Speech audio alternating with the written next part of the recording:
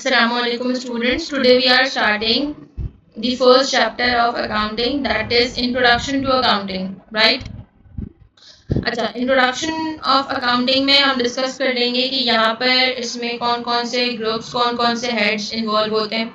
ठीक है, अकाउंटिंग में कौन कौन से मेजर टर्मिनोलॉजीज हैं जिनको हम डिस्कस कर सकते हैं। ठीक है, अकाउंटिंग को डिस्कस करने से पहले हम आ जाते हैं बिजनेस की तरफ। Basically what is mean by business? Business is any activity which is done to earn profit but under the rules of law is known as business. यानी कोई भी एक्टिविटी हम परफॉर्म करने जाते हैं, ठीक है, और हमारा मोटिव क्या होता है, हमारा टारगेट क्या होता है कि हमें प्रॉफिट अर्निंग करनी है। ठीक है, तो अगर हम कोई एक्टिविटी ऐसी कर रहे हैं जिसमें हमारे पास प्रॉफिट अर्न हो रहा है, लेकिन हमने अपने कंट्री के लॉज एंड रेगुलेशंस को जो है फोकस करना है, रूल्स को देखना है, कोई जो है ऐसी चीज़ ना परफॉर्म कर जाए जो अगेंस्ट लॉ हो, that is considered as the business. ठीक है, यानी बिजनेस एक ऐसी एक्टिविटी है जिसमें प्रॉफिट अर्निंग होती है, लेकिन हम किसको फोकस कर रहे होते हैं?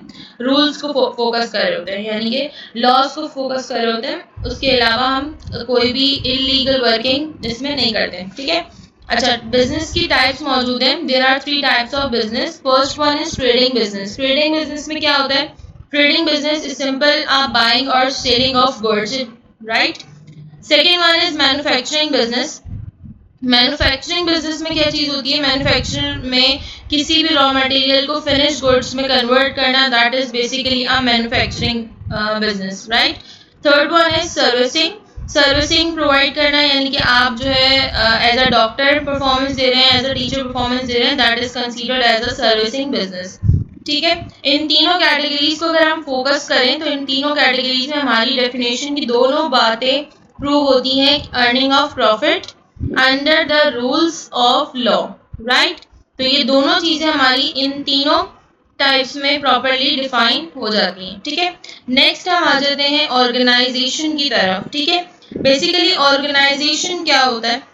Organization is a place where a number of people is working together to achieve a common goal. Organization एक ऐसी चीज है, ऑर्गेनाइजेशन एक ऐसी प्लेस है जहाँ पर सबका, जो लोग काम कर रहे हैं उन सबका मोटिव क्या है, उन सबका गोल क्या है, उन सबका एक ही जैसा गोल है कि उनको एक पॉइंट पे जाकर अचीव करना है, कोई टारगेट अचीव करना है या कोई गोल अचीव करना है, तो उनका एक कॉमन गोल को लेकर सब एक साथ चलते हैं। ठीक है, ऑर्गेनाइजेशन में भी डिफरेंट काइंड्स मौजूद हैं, जिसमें है sole proprietorship.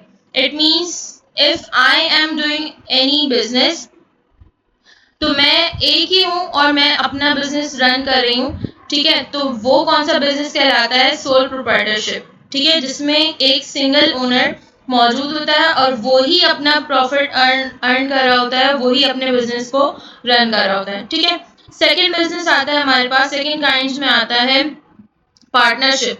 Partnership is very clear with their word. Partnership का मतलब ही यही है कि हमारे पास कोई भी ऐसा बिजनेस जिसमें एटलीस्ट 2 पर्सन इन्वॉल्व हो, that is considered as the business of partnership. ठीक है, joint stock company. Joint stock company is basically a huge amount of people working together.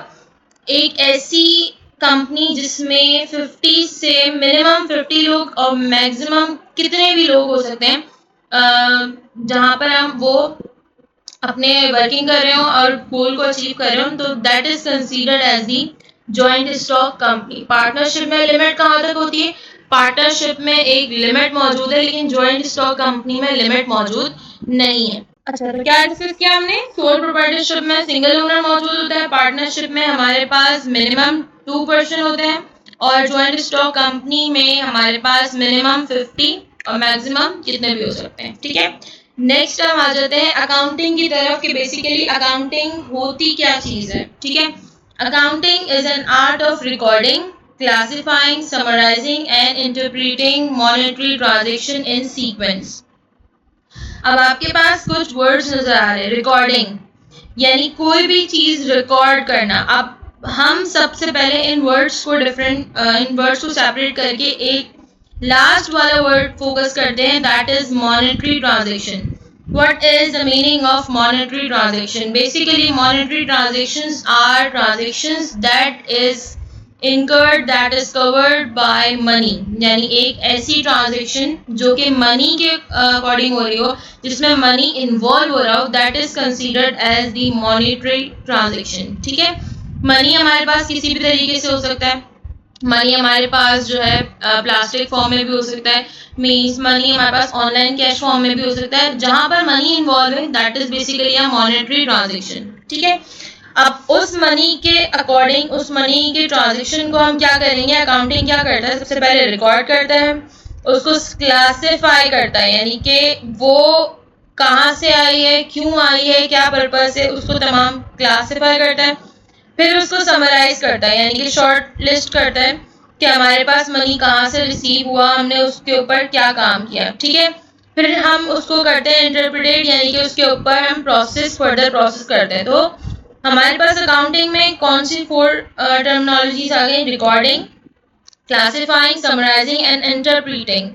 ठीक है. तो ये तमाम ऐसी एक्टिविटीज जो कि 4 बेसिक पॉइंट्स को हिट कर जाए तो वो हमारे पास कंसीडर होती है in the head of accounting. ठीक है.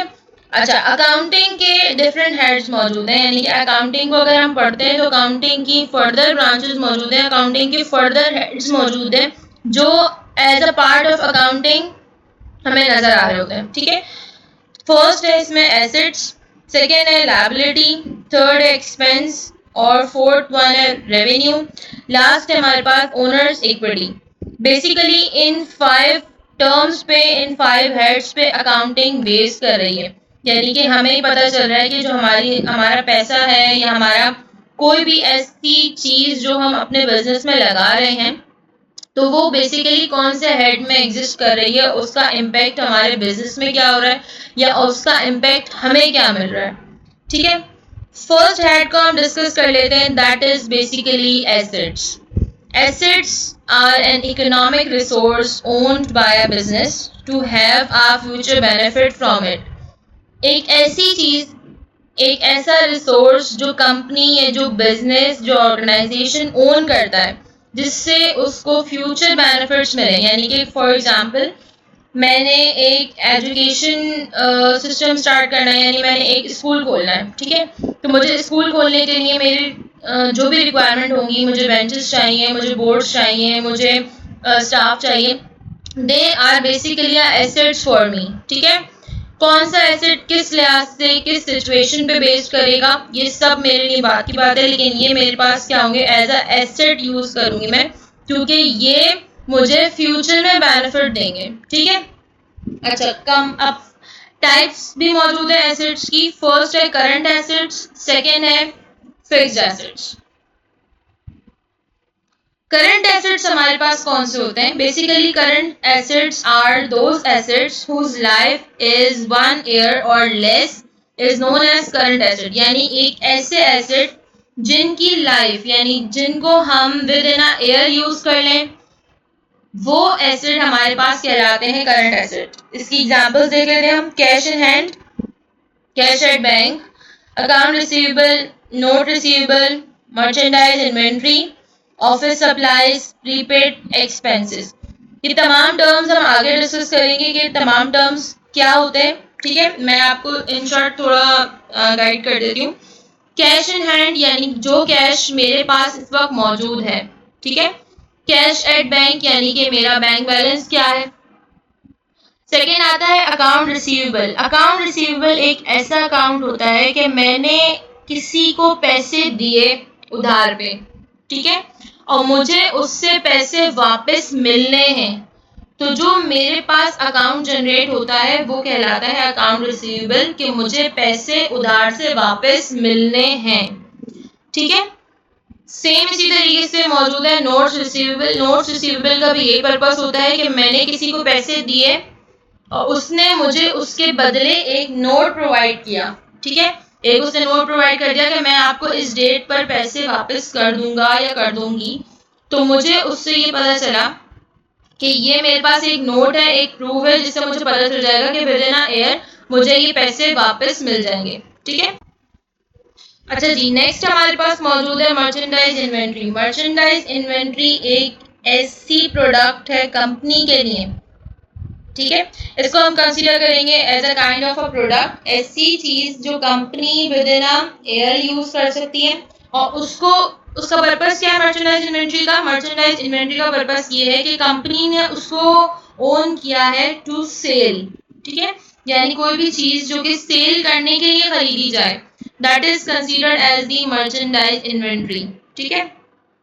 फिर आ जाता है ऑफिस सप्लाईज। ऑफिस सप्लाईज का मतलब है कि जो भी ऑफिस में सप्लाईज यूज हो रही हैं जिनकी life within a year complete यानी खत्म हो जाएगी, that is considered as the current asset, right. फिर आते हैं प्रीपेड एक्सपेंस। ऐसे एक्सपेंस यानी कि मुझे अपने घर का रेंट पे करना था, ठीक है, मैंने अपने घर का एडवांस में 3 महीने का रेंट पे कर दिया है, तो ये मेरा एक्सपेंस था, लेकिन मैंने इसको पहले से पे कर दिया, तो ये पहले से पे करने वाली चीज किसमें आ जाएगी? प्रीपेड एक्सपेंस में, ठीक है। सेकेंड हमारे पास आता है फिक्स्ड एसेट्स, ठीक है। फिक्स्ड एसेट्स कौन से एसेट्स होते हैं? ऐसे एसेट्स जिनकी life more than a year हो, यानी कि हमारे पास ऐसी चीजें, हमारे पास ऐसे जो एसेट्स जिनकी जो लाइफ है वो साल में बिल्कुल खत्म ना हो जाए, उसकी जो है लाइफ जो है मोर देन 1 ईयर हो, that is considered as the fixed assets, जिसमें हमारे पास आ जाएगा land, building, fixtures and fittings, furniture, equipment, cars, lorries, plant and machinery. These all are the examples जिसको हम देख के ये कह सकते हैं कि इनकी लाइफ जो है विद इन अ ईयर खत्म नहीं होती, ठीक है।